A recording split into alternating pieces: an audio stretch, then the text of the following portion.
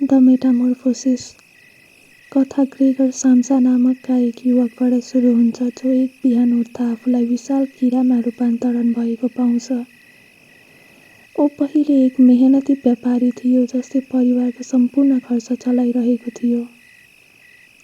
रूपान्तरणपछि ऊ काम गर्न असमर्थ हुन्छ। ग्रेगरको शारीरिक परिवर्तनभन्दा पनि कथाको मुख्य केन्द्र उसप्रति परिवारको व्यवहारमा आएको परिवर्तन हो।